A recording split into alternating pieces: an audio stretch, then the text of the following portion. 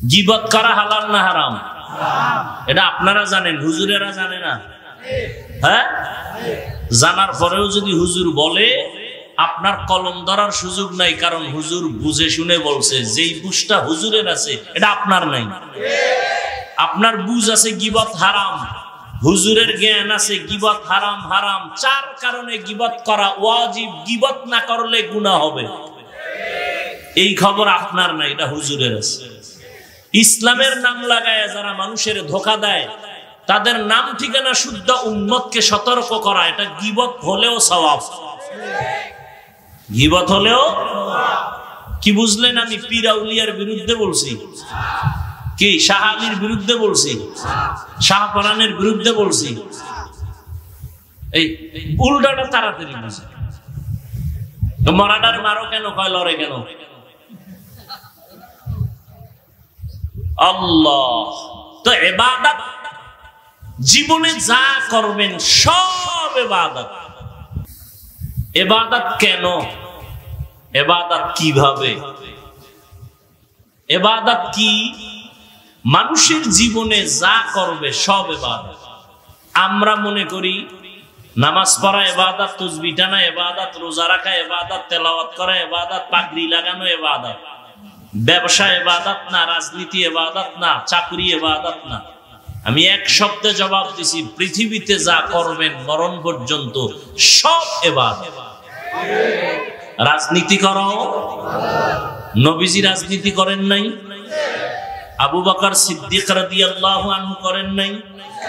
সুলাইমান নবী করছেন না? ইউসুফ নবী অর্থমন্ত্রী ছিলেন না? রাজনীতি করাও কি? কথা কন না কেন? আমি না শুরুতে বলছি সত্য কথাটা স্বীকার করেন, মানেন আর না মানেন। রাজনীতি করাও, মানুষ হত্যা করা হারাম। মানুষ হত্যার রাজনীতি ইসলামে নাই। মানুষের হক নষ্ট করার রাজনীতি ইসলামে নাই। ইসলামে আছে মানুষের হক রক্ষা করা। ইসলামে আছে নারীর অধিকার রক্ষা করা। ইসলামে আছে মানুষের জানমালের নিরাপত্তা দেওয়া। বুঝেননি? হ্যাঁ, সব ইবাদত। আপনি ঘুমাবেন তাও ইবাদত, যারা স্কুল কলেজে লেখাপড়া করে তাও ইবাদত, চাকরি করবেন ইবাদত, ব্যবসা করেন ইবাদত, ঘুমাবেন ইবাদত, খানা খাবেন ইবাদত, খানা খাবেন না তাও ইবাদত, হাসবেন ইবাদত, কান্না করবেন ইবাদত, রোজা রাখবেন ইবাদত, রোজা রাখবেন না তাও ইবাদত, নামাজ পড়বেন ইবাদত, নামাজ না পড়াও ইবাদত, নামাজ না পড়াও। এখন কম আকলওয়ালা অথবা অতি চালাক যারা, সব বয়ান বাদ দিয়ে খালি এতটুকু যদি কাইটা ছাইরা দেয়, নামাজ না পড়াও ইবাদত, এটা যদি কাট করে ছাড়ে, তাহলে কালা চশমার হুজুর আবার কইব কাফের। কি? কিন্তু একবারও চিন্তা করলো না ওই বেআকল, যে কথা তো একটা না, কোন বক্তা তো 1 ঘন্টা আধা ঘন্টার নিচে বয়ান, তাহলে 1 মিনিটের কথা কেন, পুরাটা দাও। এই চিন্তাও আমাদের মধ্যে নাই। তিল পাইছে তাল বানায় দিছে। আল্লাহ হেদায়েত দান করুন। নামাজ পড়া ইবাদত, নামাজ না পড়াও ইবাদত, রোজা রাখা ইবাদত, রোজা না রাখাও ইবাদত। বেনামাজিরা কি খুশি বুঝেন যে এই ফতুয়া তো মুফতি সাহেব হুজুরও দেয়নি। নামাজ না পড়াও ইবাদত। এতটুকু বইলে মোনাজাতটা দিলে তো হাদিয়া সব আমি পাবো। বেনামাজিরা খুশি, বন্ড পীরেরা তো আরো খুশি। কি? মাজারওয়ালারা আরো খুশি। এখন নামাজ না থাকলেও বৃহস্পতিবারের ঢোলের বাড়ি ঠিক। সব মাজারে মাজারে বৃহস্পতিবার নারী পুরুষের ঢোলের বাড়ি। কিছু কমন যাইব না, অলির বরদোয়ায় শেষ।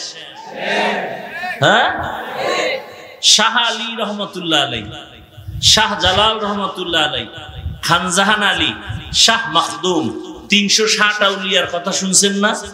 এরা ভাগ ভাগ হয়ে দেশে খেদমত করছেন। এরা সবাই ছিলেন আল্লাহওয়ালা। শাহজালাল কেমন আল্লাহওয়ালা? আল্লাহর মোহাব্বতে জীবনে বিয়া করে নাই।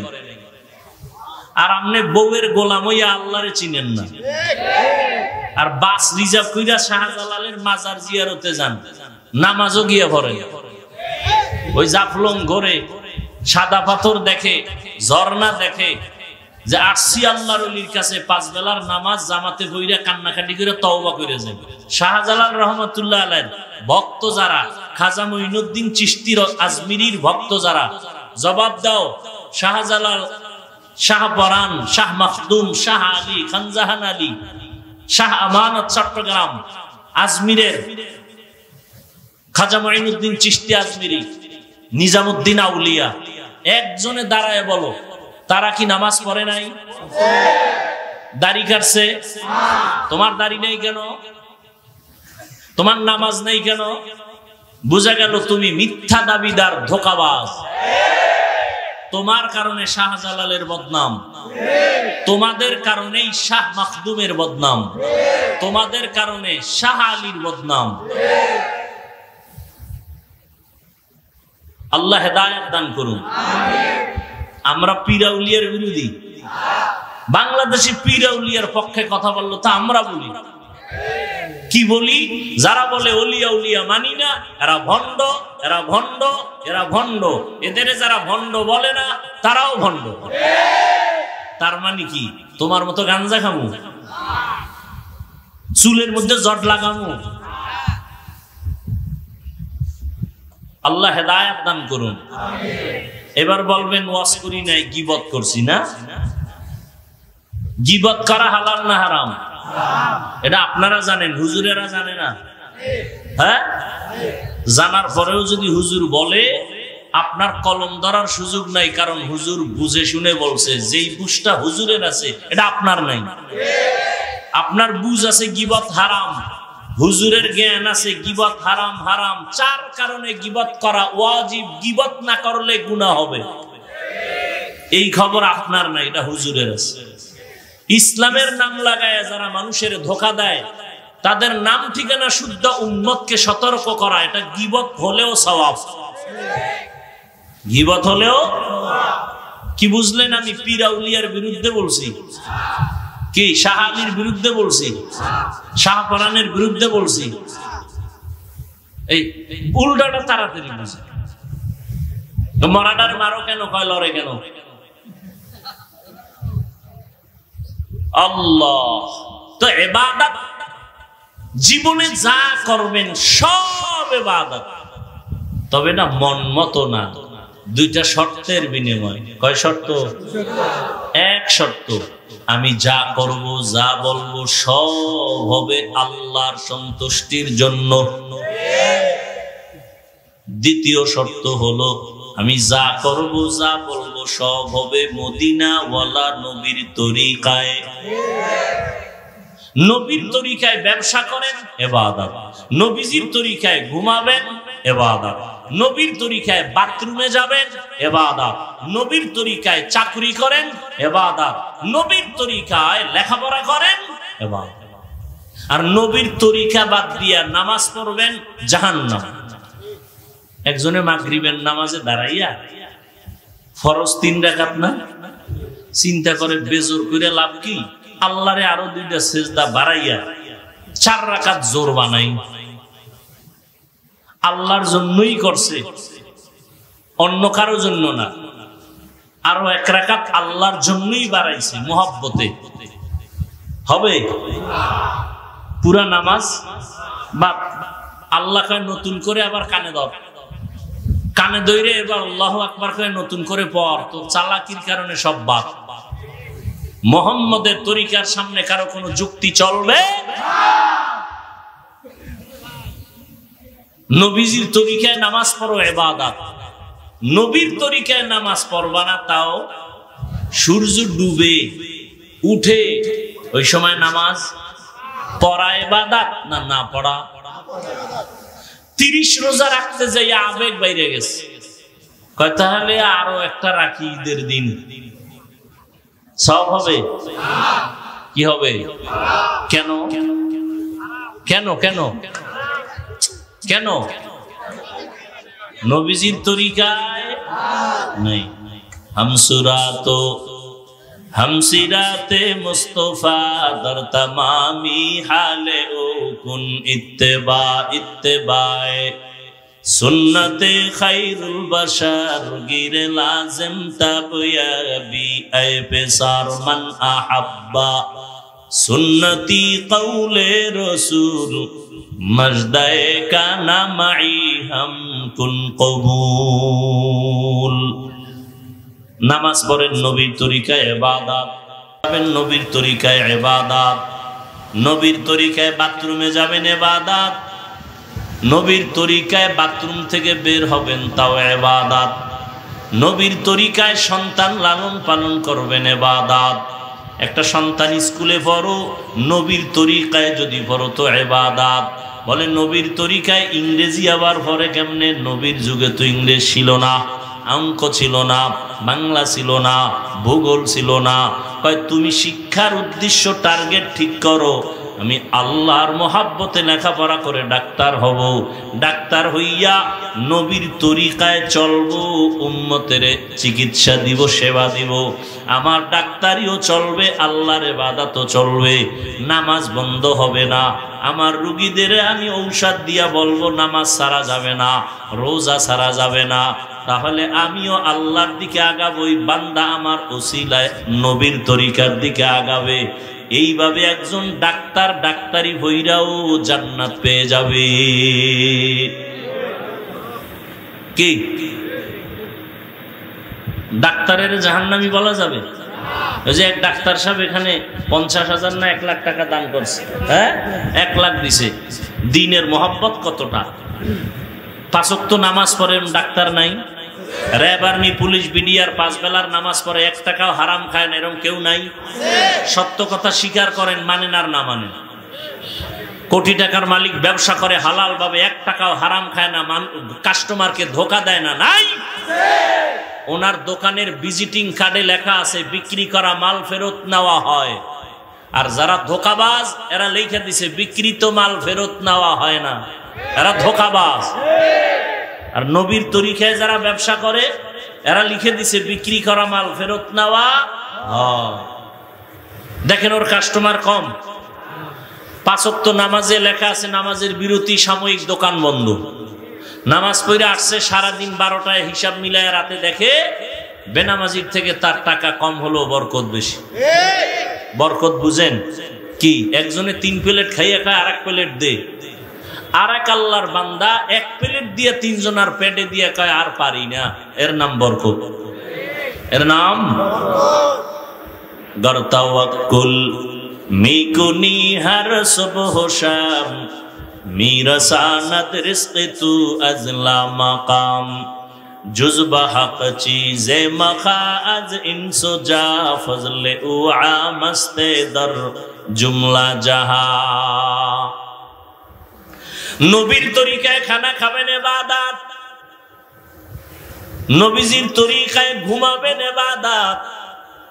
রহমতের নবী বলেন কেউ যদি এশার নামাজ পড়ে ঘুমাও, ঘুম থেকে উঠে যদি আবার ফজরের নামাজ আদায় করো, নবীজি বলেন ঘুমাইয়া যেই সময়টা কাটাইলা ওই সময়টাও নেকের পাল্লায় ওজন হয়ে যাবে। আমরা কি নবীর তরিকায় ঘুমাই? কি এই মোবাইলের গোলামেরা, আমরা মোনাজাত ধরি বইয়া, আর তোমরা মোনাজাত ধরো হইয়া, মাঝখানে মোবাইল।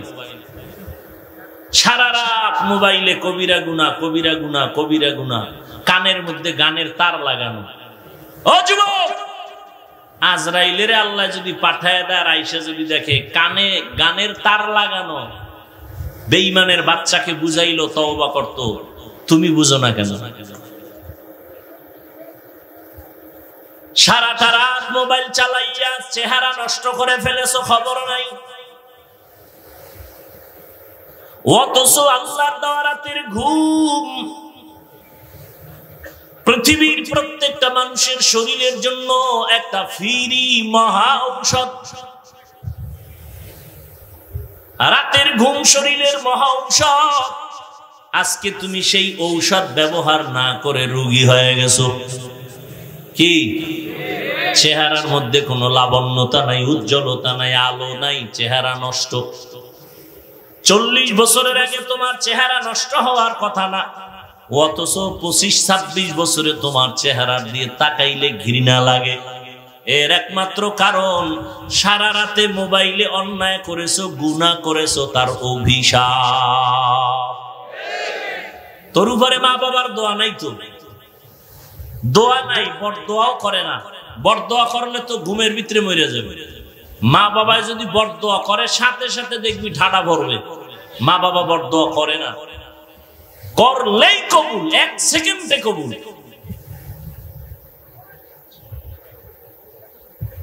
আরে মেয়া বক্তা হইয়াও তো চেষ্টা করি মা বাবার খেদমত করার, মুরব্বীদের জুতা টানার।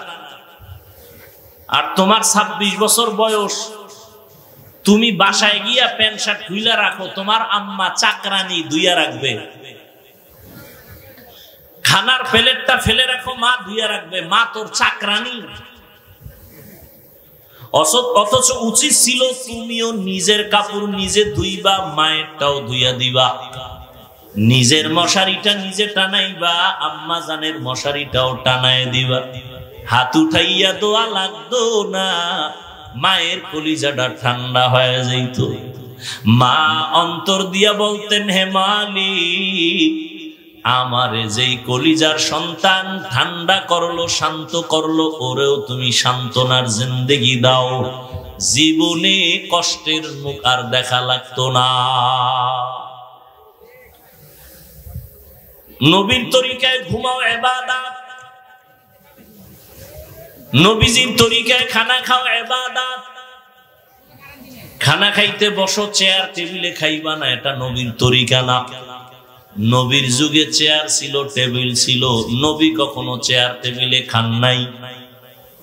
কোথাও ঠেকায় গেছি আর বসার কায়দা নেই, সেটা ভিন্ন কথা, কিন্তু পারতে বইলা চেয়ার টেবিলে খাওয়া নবীর তরিকার বহির্ভূত কাজ।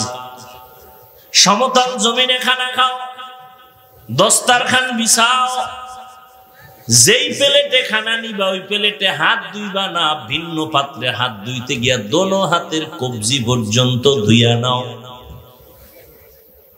খানাটা প্লেটের ডান দিক থেকে লোকমা শুরু করো, বিসমিল্লাহ বলে খানা শুরু করো। পইরা গেলে খানা উঠায় খাও। আমার মাওলা খানা হালাল যেটা, এটার মধ্যে বরকত দান করেন। খানার পরে আবার দোনো হাতের কবজা পর্যন্ত ভিন্ন জায়গায় ধুইও, খানার প্লেটে ধুইও না। খানার মধ্যে যে তোমার জুটা হয়, কি কয় এটারে, দেখছেন নি, সহযোগিতাও করেন। খানার ভিতরে কি হয়, কাটা খোটা থাকে না, এটার কি বলেন, জুটা পানির মধ্যে ফালাইও না। খবরদার, ওই জুটা অন্য প্রাণীর খানা, বিড়ালের খানা, কুকুরের খানা, জিনের খানা, পানিতে ফেলবা না। আর যেটা খাওয়ার যোগ্য, তুমি তরকারি নিছো, রুটি নিছো, অর্ধেক খাইছো, বাকি অর্ধেক নষ্ট করিও না। তোমার আর একটা ভাই খেতে পারে, তারে দাও। যদি অযোগ্য হয় ভিন্ন প্রাণীর খানা, ওটা ফালাইও না, পানিতে ফালাইলে স্বাদ নষ্ট হয়ে যাবে। রহমতের নবী শিখাইয়া যায় না এমন কোন কাজ নাই। জুতা দুইটা কেমনে পায়ে পরবা, সেখানেও নবীর তরিকা। ডান পাও ডান জুতায় আগে ঢুকাও, সুন্নত। বাম জুতায় বাম পাও ঢুকাইবা পরে, সুন্নত। কোথাও তুমি হাঁটা শুরু করেছো, ডান পাও আগে দাও, সুন্নত। কোন দোয়া পারো না, শুধু বিসমিল্লাহ বলো, তাতেও হবে সুন্নত। ঘরে ঢুকছো, ডান পাও দিয়ে ঢুকো, জোরে সালাম দাও। এত জোরে সালাম দিবা 5 তলা বিল্ডিং পর্যন্ত যেন সালামের আওয়াজ যায়। মানুষ শুনুক আর না শুনুক, অদৃশ্য দুশ্মন আছে তোমার বাড়ির মধ্যে, সালামের বরকতে পালায় যাবে। কি অদৃশ্য দুশ্মন আছে না? জানালা দিয়ে দুপুরের আজানের আগে ম্যাডাম তাকাইছে, ঘরে বিছনায় হইয়া কয় মাথা ঘুরায়, ধরছে অদৃশ্য দুশ্মনে। ঠিক নেই? বাথরুমে খালি মাথায় যাইও না, অদৃশ্য দুশ্মনের আড্ডাখানা বাথরুম। খালি পায়ে যাইও না। কয়জনের বাথরুমে জুতা আছে? কয়জনে বাথরুমে খালি মাথায় যান না? বাথরুমে যাইয়া অনেক মানুষ দুর্ঘটনায় পড়ে যায়, যায় না? অনেক। আল্লাহর কসম, নবীর তরিকায় যদি বাথরুমে যাও কোনদিন বাথরুমে দুর্ঘটনা হবে না। প্রথম দোয়া পড়িয়া বাম পা দিয়া বাথরুমে ঢুকো, মাথা খালি রাখবা না, পা খালি রাখবা না, জুতা পরে যাও, টুপি বা অন্য কাপড় দিয়া যাও। বাথরুমে গিয়া বসিয়া হাঁটুর উপরে কাপড় উঠাইবা না, বাম পায়ের উপরে ভর করে বসবা, সুন্নাত। নবী শিখায় গেছেন সব। মাথায় টুপি থাকবে বা কাপড় থাকবে, জুতা থাকবে, নবীর তরিকায় বাথরুমে যাবে, কখনো কোনো দুর্ঘটনা হবে না। কি? বাথরুম থেকে বের হবে আবার ডান পা দিয়া। অপচয় পানি খরচ করা যাবে না। হাত ভাতের পরে হাত ধুইতে পানি লাগে 1 গ্লাস, হেনে দুনিয়ার পানি নষ্ট করে। বাথরুমে পানি লাগে 1 বালতি, হেনে 1 বদনাও ব্যবহার করে না। এগুলো আমাদের একটা অভ্যাস, উল্টা পাল্টা অভ্যাস। ভাইরা আমার, তাহলে ইবাদত মানে শুধু জিকির না, শুধু তেলাওয়াত না, শুধু নামাজ না, সব ইবাদত। দোকানওয়ালা দোকানে বসে আছো, এটাও ইবাদত। ব্যবসা করা ইবাদত। আমার নবী ব্যবসা করেছেন, সাহাবায়ে কেরাম ব্যবসা করেছেন, ইমামে আজম আবু হানিফা রাহমাতুল্লাহ আলাইহি ব্যবসা করেছেন। আল্লাহ কোরআনে পর্যন্ত বলেছেন, আহাল্লাল্লাহুল বাইআ ওয়া হাররামার রিবা। ব্যবসা হালাল করেছি, সুদ আমি হারাম করেছি।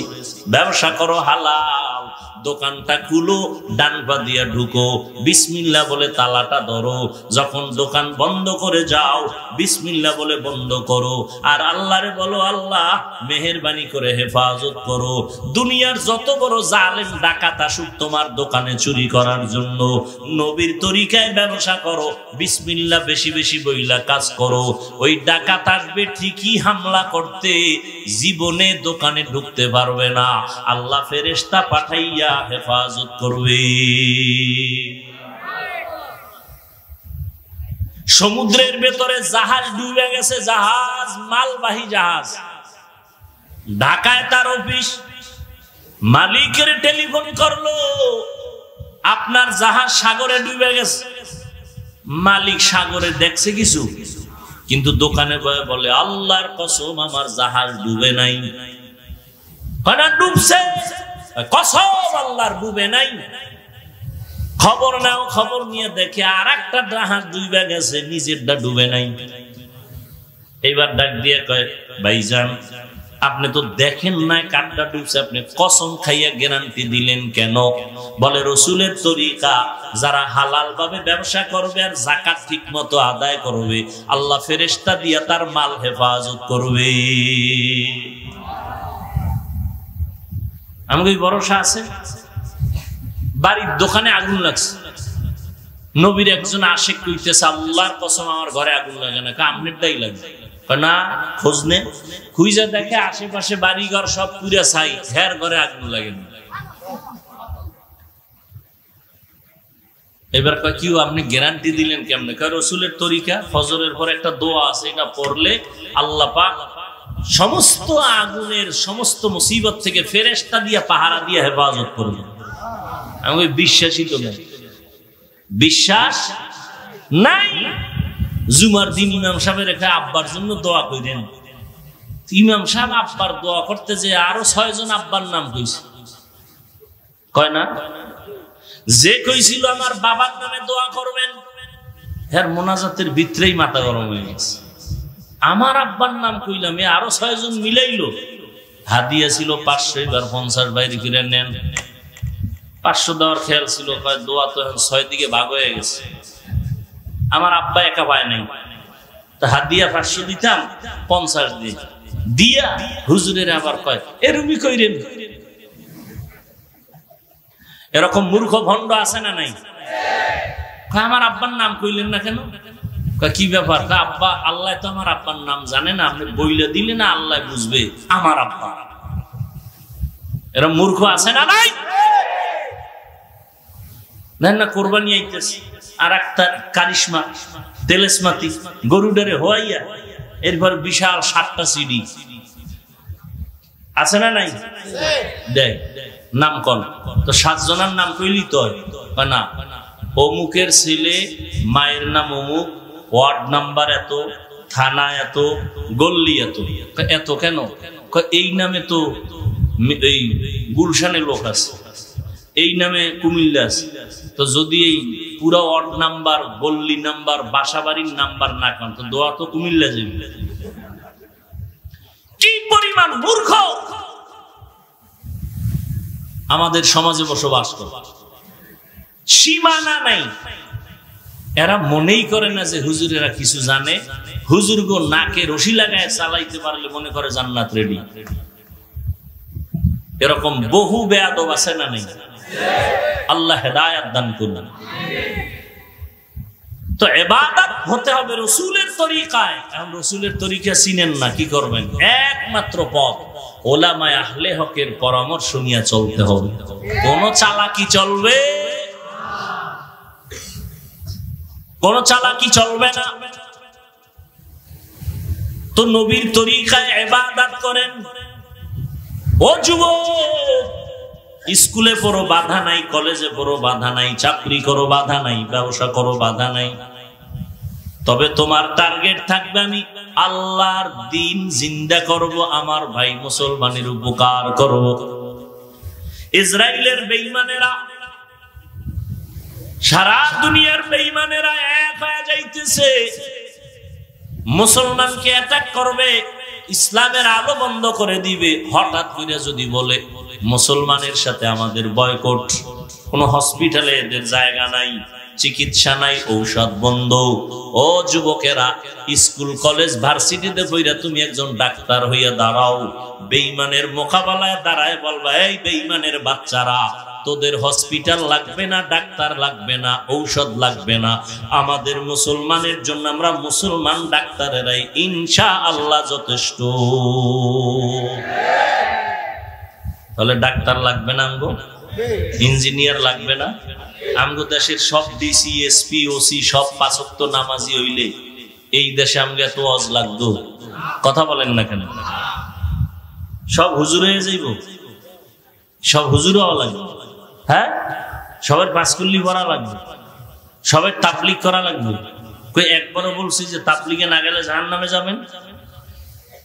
সরমনাই না গেলে, কওমি মাদ্রাসায় না পড়লে জাহান্নামে যাবেন বলছি? হ্যাঁ, রসুলের আদর্শ মতো চলতে হবে, কথা শেষ। এখন আপনি রসুলের আদর্শ চিনেন না, যে চিনে, যে জানে তার কাছে যেতে হবে, সোজা কথা। কারণ রসুলের আদর্শ ভালো মতো চিনে জানে একমাত্র উলামায়ে আহলে হক। উলামায়ে আহলে হকদের কাছে যাবেন, আর নবীর তরিকা মতো দ্বীন ইসলাম অনুযায়ী চলবেন, নামাজ পড়বেন, নবীর তরিকা মেনে চলবেন, মা বাবার খেদমত করবেন, আল্লাহর মুহাব্বত নিয়ে নবীর তরিকায় চলবেন, আল্লাহর কাছে পিছনের গুনার জন্য তওবা করেন, আর নামাজ ছাড়বো না, বেপরদায় চলবো না, মা বাবাকে কষ্ট দিব না, নবীর তরিকা মানিয়া চলবো, ওলামায়ে কেরামের পরামর্শ নিয়ে চলবো। যারা যারা আল্লাহর মুহাব্বতের তৈরি আছেন, দুটো হাত আমার আল্লাহকে দেখায়া দেন। আয় আল্লাহ আমাদের তওবা কবুল করেন, আমাদের ইবাদত নবীর তরিকায় চলার তৌফিক দান করেন। আয় আল্লাহ গুনাহ মুক্ত জীবন নিয়ে চলতে পারি তৌফিক দান করেন, আমিন।